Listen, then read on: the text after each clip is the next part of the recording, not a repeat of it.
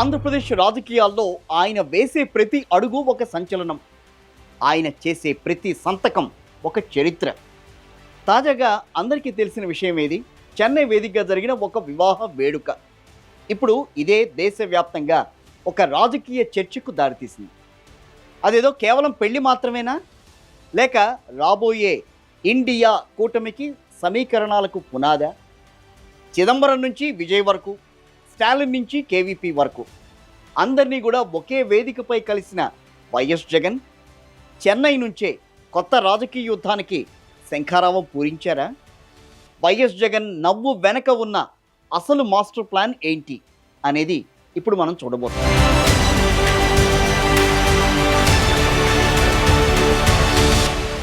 నిజానికి ఇది వైఎస్ జగన్మోహన్ రెడ్డి అన్నయ్య కుమారుడి వివాహ వేడుక.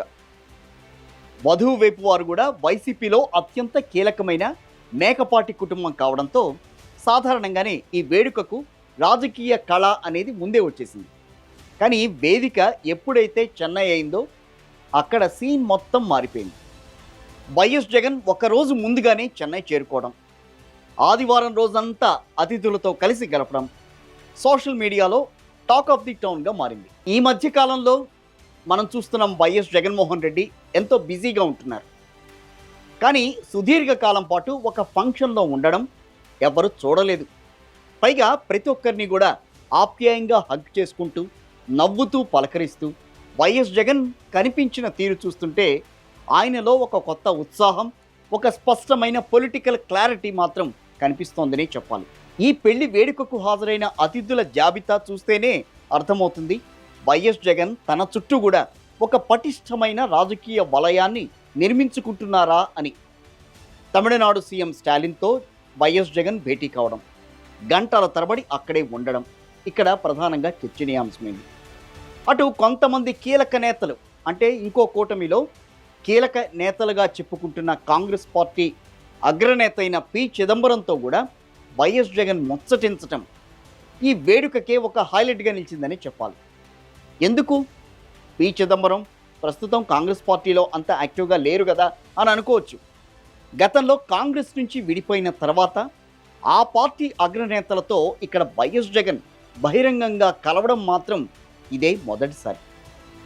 ఆంధ్రప్రదేశ్లో రాజకీయ సమీకరణాలు మారుతున్నాయి, రాజకీయాలు మారుతున్నాయి, మీరు చూస్తూనే ఉన్నాం, మనకందరికీ తెలిసిందే. కేంద్రంలో కూడా మారుతున్న సమీకరణాల దృష్ట్యా ఇక్కడ వైఎస్ జగన్ చిదంబరం భేటీ కేవలం మర్యాదపూర్వకమేనా, లేక తెర వెనుక ఏదైనా ఒక పెద్ద స్కెచ్ నడుస్తోందా అన్నది మాత్రం ఇప్పుడు విశ్లేషకులు వేసుకుంటున్న ఒక ప్రశ్నగా చూడాలి. అంటే ఒక రకంగా చెప్పాలంటే తమిళనాడు రాజకీయాల్ని, జాతీయ స్థాయి నేతల్ని జగన్ ఒకే ఒక్క వేడుకతో తన వైపుకు తిప్పుకున్నారు అని చెప్పే మాట అయితే బయట వినిపిస్తోంది. ఇక ఈ వేడుకల్లో అందరినీ భావోద్వేగానికి గురి చేసిన ఒక సన్నివేశం కూడా ఉంది. అదేంటి? కేవీపీ రామచంద్రరావుతో వైఎస్ జగన్ భేటీ. వైఎస్ఆర్కు ఆత్మ వంటి కేవీపీని చూడగానే అంకుల్ ఎలా ఉన్నారు అంటూ వైఎస్ జగన్ ఆయన్ని హగ్ చేసుకున్న తీరును చూసి అభిమానులు మురిసిపోతున్నట్ట. రాజకీయాలు ఏవైనా ఆప్యాయతలు మారవని మాత్రం ఈ సీన్ నిరూపించిందని చెప్పాలి. సరే, మళ్ళీ మనం రాజకీయాల్లోకి వద్దాం. తమిళనాడు రాజకీయాల్లో సెన్సేషన్ క్రియేట్ చేస్తున్న దళపతి విజయ్ కూడా జగన్ను ప్రత్యేకంగా కలిసి ముచ్చరించారు. ఈ ఇద్దరు యువనేతలు, ఇద్దరూ మాస్ ఫాలోయింగ్ ఉన్న లీడర్స్ ఒకే ఫ్రేమ్లో కనిపించడంతో సౌత్ ఇండియా పాలిటిక్స్లో ఒక్కసారిగా హీట్ కనిపించింది. అటు మోహన్ బాబు వంటి సినీ దిగ్గజాలు కూడా ఈ వేడుకలో సందడి చేయడంతో ఇది ఒక గ్రాండ్ పొలిటికల్ గెట్ టుగెదర్ లాగానే మారిపోయిందని మనం మాట్లాడుకోవాలి. రాజకీయాల్లో ఏది యాదృచ్ఛికం కాదు. ప్రతి కదలికకు ఒక అర్థం అనేది ఉంటుంది. ప్రతి నవ్వు వెనక ఒక వ్యూహం ఉంటుంది. చెన్నై వేదికగా వైఎస్ జగన్ అడుగులు చూస్తుంటే రాబోయే రోజుల్లో ఏపీ రాజకీయాల్లోనే కాదు, జాతీయ రాజకీయాల్లో కూడా ఒక పెను మార్పు రాబోతోందా అన్న ప్రశ్న అయితే ఉదయిస్తోంది. ఇండియా కూటమి నేతలతో పెరిగిన ఈ సాన్నిహిత్యం వైఎస్ జగన్కు బలాన్ని ఇస్తుందా? అంటే ఇక్కడేదో ఇండియా కూటమి నేతలతో ఆయన మాట్లాడారు అనంటే ఇండియా కూటమి వైపు వెళ్తున్నారని కాదు, అలా అని వెళ్ళట్లేదని మనం చెప్పలేం. కాకపోతే ఇక్కడ ప్రధానంగా గమనించాల్సింది ఏంటంటే వైఎస్ జగన్మోహన్ రెడ్డి ఢిల్లీ స్థాయిలో తన చక్రం తిప్పబోతున్నారా అనేది మాత్రం గమనించాల్సిన విషయం. చిదంబరం చెప్పిన ఆ రాజకీయ రహస్యం ఏంటో ఇక్కడ అంటే వాళ్ళిద్దరూ మాట్లాడుకున్నప్పుడు జరిగిన సంభాషణ ఏంటో తెలియాలంటే మాత్రం కొద్ది రోజులు ఆగాల్సిన పని. ఎందుకనంటే ఇక్కడ జగన్ ఏది జరిగినా వైఎస్ జగన్ మార్క్ రాజకీయం మళ్ళీ మొదలైందనే భావించాలి. ఆయన ఇక్కడ సైలెంట్గా ఉన్నారు అనంటే అది తుఫాను ముందు ప్రశాంతత అని ప్రత్యర్థులకు ఇప్పటికే అర్థమైపోయిందేమో అని అనిపిస్తోంది.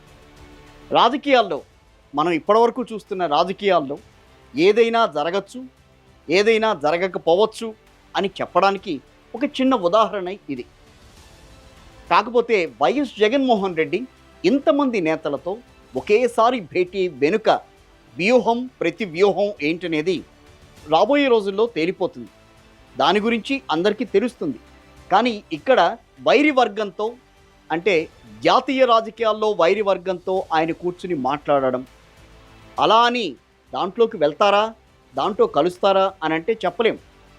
ఏదైనా జరగచ్చు. ఇప్పటిదాకా మనం మాట్లాడుకున్నది అదే.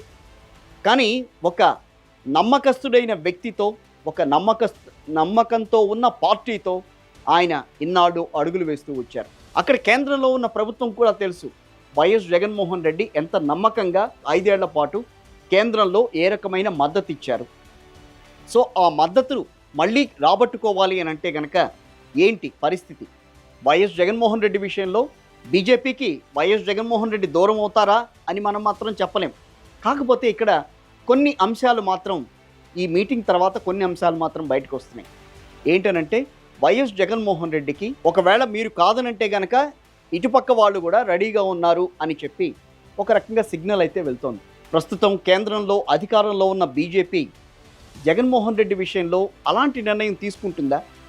తీసుకోదు కదా. తీసుకోదని అందరూ ఆశిస్తున్నారు.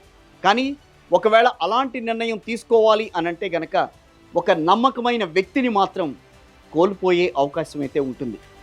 రాజకీయాల్లో ఏదైనా జరగచ్చు, ఏదైనా చేయొచ్చు అనేది మనం మాట్లాడుకుంటాం. కానీ ఇక్కడ రాజకీయాలకు వేరు, ఇక్కడ స్నేహం అనేది వేరు.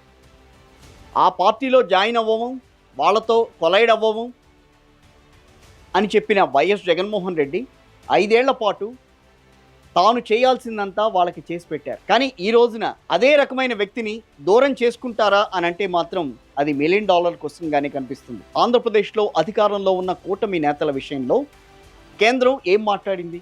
ఏమన్నా మాట్లాడుతోందా? లడ్డు వ్యవహారం చూద్దాం. లడ్డు వ్యవహారంలో బీజేపీకి సంబంధించిన నేతలు ఎవరైనా గట్టిగా మాట్లాడారా? వాళ్ళు ఎవరన్నా వైఎస్ జగన్మోహన్ రెడ్డి ఈ విషయంలో ఆయనే దోషి అని చెప్పి ఎక్కడన్నా మాట్లాడిన సందర్భం ఉందా? లేదు కదా. కానీ రాజకీయాలు మాత్రం ఆ రకంగా చూపించట్లేదు. వైఎస్ జగన్మోహన్ రెడ్డి బీజేపీకి దూరం అవుతారేమో అన్న ఫీలింగ్లో మాత్రం కూటమి నేతలు అంటే వాళ్ళిద్దరి మధ్యన గ్యాప్ సృష్టించే ప్రయత్నం అయితే జరుగుతోంది ఈ రోజున. మరి అలాంటి టైంలో రాజకీయాల్లో శాశ్వత శత్రువులు, శాశ్వత మిత్రులు లేరని అనుకుంటున్న మనం ఈ రోజున మరి ఒక అడుగు ముందుకు వేస్తే ఏంటి పరిస్థితి? ప్రస్తుతం ఉన్న కూటమి నేతల్లో ప్రధాన పార్టీకి సంబంధించిన నేతల్ని ఎంతవరకు బీజేపీ నమ్మగలదు? నిజంగా నమ్మితే పరిస్థితి ఏంటి? 2014 నుంచి 2019 వరకు నమ్మారు. మళ్ళీ 2019కి వచ్చేసరికి అదే పార్టీకి సంబంధించిన వాళ్ళు కాంగ్రెస్ పార్టీతో కొలైడైన పరిస్థితి మనం చూసాం, కుమ్మక్కైన పరిస్థితి చూసాం, వాళ్ళతో కలిసి వేసిన అడుగులు చూసాం. మరి అలాంటప్పుడు ఈ రోజున వైఎస్ జగన్మోహన్ రెడ్డి బీజేపీని కాదని కాంగ్రెస్ పార్టీ గనక వైఎస్ జగన్మోహన్ రెడ్డి అంటే ఆయన్ని గనక కలుపుకోవాలని చూస్తే రాష్ట్రంలో రాజకీయ సమీకరణాలు కానీ, కేంద్రంలో రాజకీయ సమీకరణాలు కానీ మారిపోయే అవకాశం ఉంటుంది. ఇది ఒక్క వైఎస్ జగన్మోహన్ రెడ్డి గురించే కాదు. మనం మాట్లాడుకునేది చెన్నైలో జరిగిన ఈ ఫంక్షన్లో ఎవరెవరు ఏ రకంగా కలిశారు, ఎలా కలిశారు, కలిసిన తర్వాత వాళ్ళ మధ్య జరిగిన చర్చలు ఏంటి అనేదే ఇక్కడ ప్రధానంగా చూడాల్సిన సారాంశం. సో ఒకవేళ కనుక ఇవి ఫ్రూట్ఫుల్గా జరుగుంటే కనుక రాబోయే రోజుల్లో ఏం జరగబోతోంది? బీజేపీకి అగైనిస్ట్గా ఒక కూటమి ఏర్పడి ఉంది కాబట్టి ఆ కూటమికి మద్దతుగా వీళ్ళంతా కూడా కదిలే అవకాశం ఉంటుందా? ఒకవేళ కదిలితే సౌత్ రాజకీయాల్లో, దక్షిణాది రాజకీయాల్లో ఇది ఒక పెను మార్పుగా అయితే చూడాల్సిన అవసరం ఉంది. ఇటు పక్కన తెలంగాణ కానీ, ఆంధ్రప్రదేశ్ కానీ, అటు పక్కన మన తమిళనాడు కానీ, కేరళ, కర్ణాటక ఈ రాష్ట్రాలకి సంబంధించిన రాజకీయాల విషయంలో ఎప్పుడూ కూడా ఒక స్పష్టమైన అవగాహనతో ఎవరు ఉండలేకపోతుంటారు. కానీ ఈ రోజున అంటే మీటింగ్ తర్వాత అందరూ అనుకుంటుంది ఇదే, ఒక స్పష్టత అయితే వచ్చే అవకాశం ఉంటుంది. సో దీంట్లో వైఎస్ జగన్మోహన్ రెడ్డి కీలక పాత్ర పోషించే అవకాశం అయితే ఉంటుందని చెప్పి అందరూ భావిస్తున్న పరిస్థితి. సో చూద్దాం రాబోయే రోజుల్లో అసలు ఏం జరిగింది, వాళ్ళ వ్యూహ ప్రతివ్యూహాలు ఏంటనేది తెలిసిపోతుంది. సో ఇది వాటి ఒక స్పెషల్ టాపిక్కి సంబంధించి నేను అందిస్తున్న రిపోర్ట్.